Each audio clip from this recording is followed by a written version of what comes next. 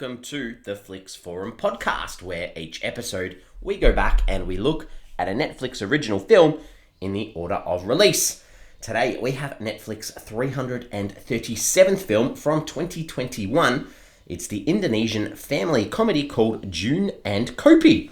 It's directed by Noviandra Santosa and stars Acha Septriasa, Ryan Delon, and Makayla Rose Hill. I'm Jesse. I am your host. Thank you for joining me today for this Indonesian film. We've done a few over the time, so nice to get another one in the books. As always, as we chat about this film, we will spoil it, so give us a pause and come back later on if you don't want this one ruined for you, because we start the show with the Fast Flicks, where we do a quick little summary of what the film is all about. So this one, it's about a street dog who is taken in by a family and must quickly learn its role in a new home, especially around children. Okay, let's get into this one. International films, always a little bit of a struggle to sort of find anything about how it ended up on Netflix, but this one, I guess the translations around the world for the title, June Kopi, pretty much across the world, except in Chinese, the direct translation was June and Coffee, so I think possibly a little bit of a mistake in the translation there, but that's all good. The director, Santosa, so her actual experience, her experience in real life inspired the story of this film. June, the dog, the character, is based on the story of her own adopted dog who has 3 legs and is very afraid of men. Meanwhile, Kopi, the other dog in the film, was inspired by Noviandra, the director's first adopted dog called Cody. The interaction scene in the film between Ailes family, I think, and his 2 pet dogs was mostly taken from her past closeness with her dogs as well. So a nice little connection between real life and this film. Apart from being a director, Noviandra is also a trainer for dogs at the Mongrel and Staffordshire Terrier dog training school. So before filming, the 2 dogs in this film received training for 2 to 3 months. June and Kopi even had their own little stunt dogs for themselves. So if they got sick or stressed from exhaustion, there'd be some other dogs to step in for them as well. Not only were they trained to act, but also in this film, they tried to teach them to convey some emotions as well. In a virtual press conference on the 25th of January 2021, Acha Septriasa expressed her amazement when working with June and Kopi the dogs and said, "Sometimes I feel intimidated because June and Kopi are very good at remembering the scenes and movements needed." Nice little story about the dogs. The movie played an important role in Indonesia as well, because in real life there's been many cases of violence against animals, as well as dogs still being consumed as food by humans in some areas. So that's one of the messages and themes to take away from this film towards the end as well. This was released on Netflix worldwide on the 28th of January 2021. It was filmed in and around Jakarta in Indonesia, and it did have 3 nominations for awards. So it was nominated for Best Young Performer for Makayla Rose Hill at the Mayor Awards, and there were also 2 nominations at the Festival Film Bandung for Screenplay and Cinematography. So all nominations, no wins. What are the critics and audiences saying about this film? On Rotten Tomatoes, there's only 1 review, so no percentage from the critics. That 1 review is fresh. The audience has it at 75%, so that's fairly high, but that is on less than 50 ratings. IMDb, only 667 ratings. It sits at a 6.4 out of 10, so that's not too bad.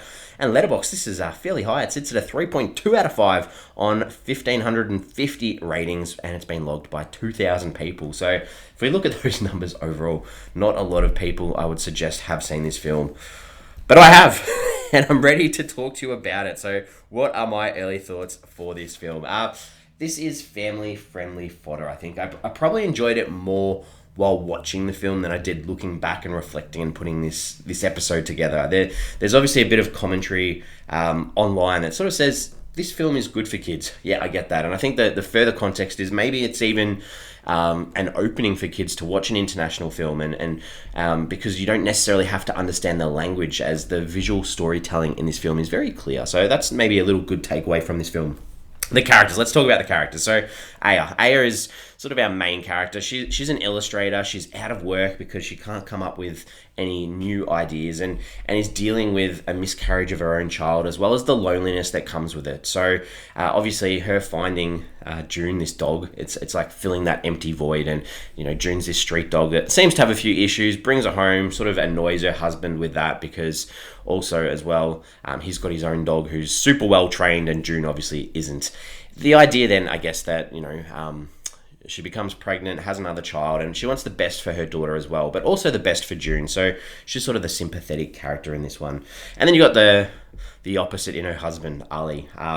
He's a gross, dominant male authority head figure of the family, I guess. He seems to hold control and only allow the things that he wants in the family. It's a little, and I'm not sure if this is a stereotype from Indonesia, but that's sort of how it felt, because I guess they try throughout the film to show him develop and change, but it's sort of gross that he had to have an arc like this in the first place to start with. It just would have been nice. I don't know. That sort of frustrated me a little bit. The other character in this family is Karen, who's the daughter that they have, and the daughter that builds this really close connection to June the dog, and can't do anything in her life without her, almost like this safety blanket. And, even go on holidays. June is her best friend and helps her get through life. So that's the daughter, Karen.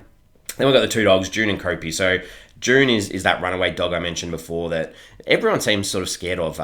Ale, the husband, and June is in turn scared of kids too, in particular because of some poor treatment in the past, and that's that message to her, that idea about rescue dogs. Kopi is the opposite to June in the house. He's been living there. Ale's dog, perfectly trained. Ale loves this dog, and I guess it's nice to see Kopi too at some stage. It sort of helps June with some of June's mischief and hijinks throughout. The only other side character is Auntie, who I think her name was Tante Ika. She's meant to be this comic relief who steps in and helps the family at stages. Has great lines such as, to Karen, if you get better, I'll buy you whatever food you want. And that's meant to be funny. So that's sort of the hilarity of her jokes. Not a big fan of her character. The director, Noviandra Santosa, directed 2 shorts before. This is her second feature film, all in Indonesian. It'd be interesting to see what comes next for Noviandra.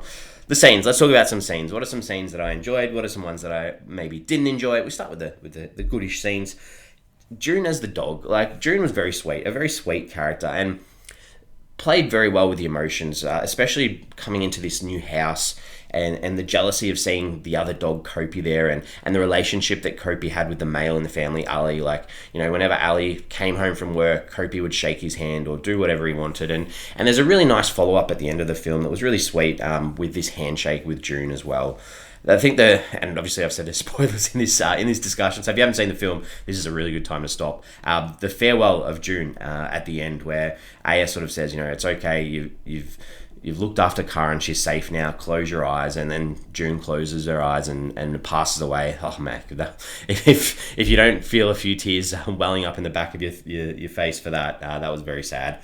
There's, throughout the film, there's the motif of June always walking up the stairs with Karen, waits at the stairs to walk Karen up, and after June's gone, it was sweet that Kopi waited at the stairs for her too. So that was sweet. And the post-credit, there's this, we know that Aya is a comic book illustrator or an artist or a graphic novel artist, and the credits sort of show these comic scenes of Kopi, because in the film, June runs away to try and find Karen, and Kopi follows, and we see how June gets to find the family. We don't see how Kopi does it. So in a nice, funny way over the credits, they use this animated style of the illustrator and show how Kopi sort of did it in these outrageous ways, like in a spaceship and on a plane and on a parachute. I thought that was really clever. I like that too. Things that I didn't like. There are a few things, this is a family film, but there's a few things that just didn't translate too well. I think the start, we get a lot of point of view shots from the dog, especially June, and they persisted with this, and it was really annoying. It was really frustrating. I'm not sure it was needed. There's a scene where it's almost when Aya brings June home, and she's worried about showing her husband, and the auntie's there trying to help her out and cleaning the dog, and they're using the hose, and she sprays the hose and gets Aya completely drenched, and then the auntie just sprays it on herself to be like, oh, I'm sorry, that wasn't funny. There's a scene where Aya's been told by her husband, you've got to get rid of the dog, so she takes it to this vet, I guess, and the guy at the vet's like, what's the dog's name? And she just looks at a calendar, it's on the month of June, so she just says June. I don't know, it just felt a bit lame. The whole kid next door with his dog thing. So there's a kid next door, got his own dog, we see him through the fence pales throughout, and I don't know, possibly there to show June the dog how to act around children. I get that, but to me, this added nothing other than another opportunity. It was just like a plot progression, an opportunity for Car and then to talk about death. And I don't know, it just didn't work for me. June barking at Aya's stomach at one stage, and her response is, he's acting like he's seen a child. And then it's like, oh, I must be pregnant. And they cut to a pregnancy test. Come on, please. That was like, it's not like, how does that moment that the dog decided to realize, like, I don't know, so many questions, and it just, I don't know, didn't like that. Ali, the husband, he says, June's got to sleep outside because, we've got to look after our daughter because he doesn't like kids. June doesn't like the kids. And her response is, if Kopi was June, would you do that? Like, seriously, like, come on, like, I don't know, it just didn't seem like good dialogue. There's this diagnosis of Karen having asthma. I'm a lifelong asthmatic, and it is scary. Yes, I get that. But the way that they overemphasize the dramatic side of this, like it was the end of the world and the auntie freaking out about being, it cannot be cured. I just felt so unreasonable. Then we have the auntie babysitting the dogs when the family go on holiday or vacation, and the auntie's like barking at the dogs. At Kopi to communicate with him, and they had subtitles in a humorous, colourful sort of tone to make it funny. Lame. Ali, they go away on holidays, and the dad, he's like, "Cool, I'm gonna cook." And it's like everyone's so surprised and shocked and so proud of him that he's decided he's going to cook for the first time in his life. Come on, lame. And then we get this random scene. June's on the way to try and find the family, and there's these guys who try to catch June to sell her.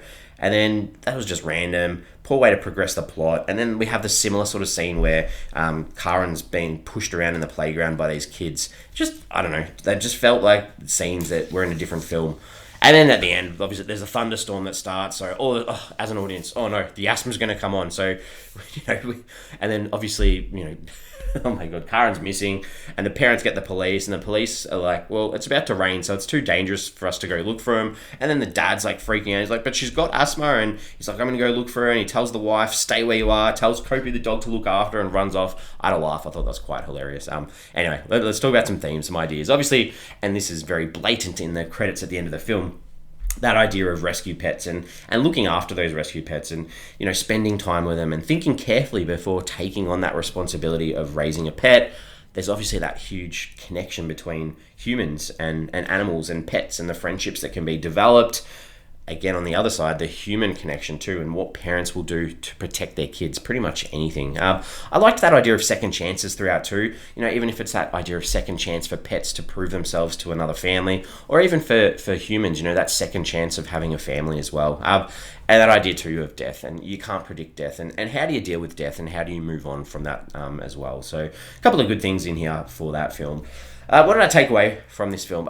It's interesting. I think, I couldn't help but think we did have, way back at the start when we were doing this show, we had a dog film called Benji from memory, way back at the start. And it was a very similar sort of thing, this dog. And I guess, these films have been around for a long time. These I guess the thing that was good about this one, they weren't talking dogs. So that sort of added more realism to the film. But the adventures of June running around hospitals or running around streets, I don't know, maybe I feel like I needed more.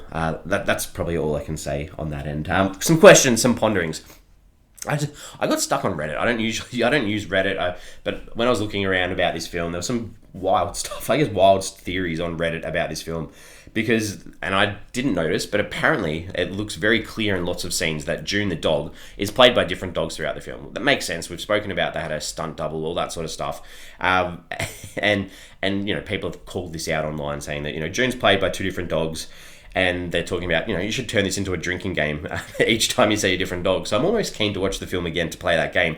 But then someone went a little bit over the top, and I think it's probably just for laughs, but they said that they worked on the film, and one of the dogs was owned by a member of the production team whose mum was having an affair with the actor who played the dad in the film. So they sacked the team member as well as the dog, and that's why the dog of June was replaced. I thought that was hilarious. Like, I don't think that's real, but I just thought that was funny. And it's online, you can read it. The other thing, like, that idea towards the end, just to create that idea of Karen being by herself, a thunderstorm, having an attack, needing to be rescued. Like, why did she go over the bridge in the first place? She's at this playground at a hotel or a villa resort. There's this idiot big boy bully who sort of has a go at her about her dog. She sits down and cries for a bit, but then sees this bridge and just decides to walk over it into a forest. Like, why? There's no reason for her to do it. There's no motivation for her to do it. There's nothing there that she is looking for or needing to find. And even when she was lost in the woods, she was walking down all these really well-made paths. I don't know, it just really frustrated me.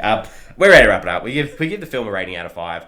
Yeah, I didn't hate this film. It has some bad moments, and it's got that glossy streamer look. But the back end, real emotions at the end, and turns it around with some touching moments. And I mean, it wouldn't have these moments at the end that were good. Probably wouldn't have worked as well without those goofy setup moments at the start either. So I'm still giving this a 2.5 out of 5. Not a horrible score. 2.5 out of 5 for me. We're on socials. We have Facebook, we have Instagram, and we have X, formerly known as Twitter. The question I wanted to put out there for this episode is, have you had a pet that will do anything to find you or anything for you? I don't know. I've never had a dog, so I don't really have. And I feel like dogs are probably the easiest pet to sort of say that's what would happen. I mean, I've got a couple of goldfish, and my sister had a few rabbits when we were younger. But apart from that, I've never really had an animal that would do absolutely anything or follow me around or things like that. But I'm sure there's some really nice stories. There's always those stories about dogs traveling so far to find their owners. If you've got one, share it with us. Other than that, we are back again next week. We're keeping it going. We're rolling into some more 2021 films, and next week is another family film. It's a family adventure film from 2021 called Finding Ohana. This one is directed by Jude Weng and stars Kia Piu, Alex Aono, Lindsay Watson, Owen Vaquero, and Kelly Hu. So I remember when this one came out, actually, so I'm excited to give this a crack. Family-friendly film. If you've seen it, then join us next week. If you haven't, give it a watch. And always, thanks for hanging out. I'll see you next week.